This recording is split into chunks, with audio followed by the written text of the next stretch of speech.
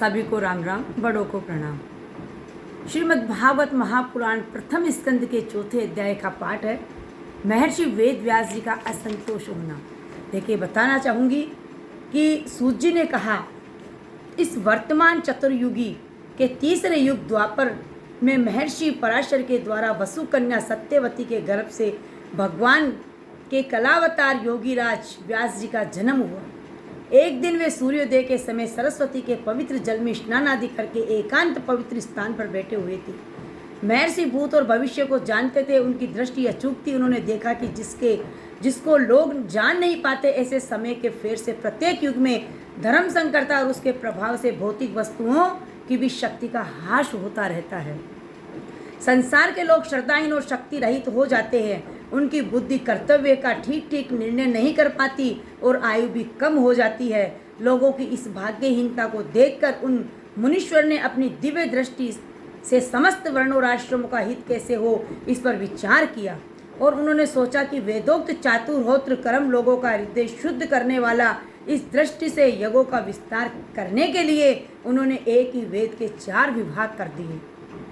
व्यास जी द्वारा ऋक, यजु और साम और अथर्व, इन 4 वेदों का उद्धार पृथक्करण हुआ।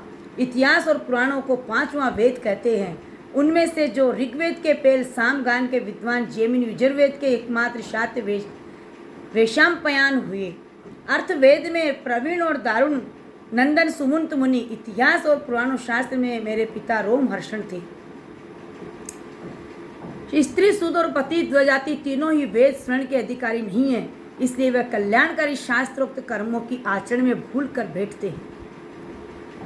इसके द्वारा उनका कल्याण भी हो जाए, ये सोचकर महामुनि व्यास जी ने बड़ी कृपा करके महाभारत इतिहास की रचना की। शौनकादि ऋषियों और यद्यपि व्यास जी इस प्रकार अपनी पूरी शक्ति से सदा सर्वदा प्राणियों के कल्याण में ही लगे रहे, उनके हृदय में संतोष नहीं हुआ। उनका मन कुछ खिन्न सा हो गया। सरस्वती नदी के तट पर एकांत में बैठकर धर्मवेता व्यास जी मन ही मन विचार करते हुए इस प्रकार कहने लगे, मैंने निष्कपट भाव ब्रह्मचारी आदि व्रतों का पालन करते हुए वेद, गुरुजन और अग्नियों का सम्मान किया और उनकी आज्ञा का पालन किया है। महाभारत की रचना बहाने मैंने वेद के अर्थ को खोल दिया है, जिससे स्त्री, शुद्ध आदि भी अपने अपने धर्म कर्म का ज्ञान प्राप्त कर लेते हैं।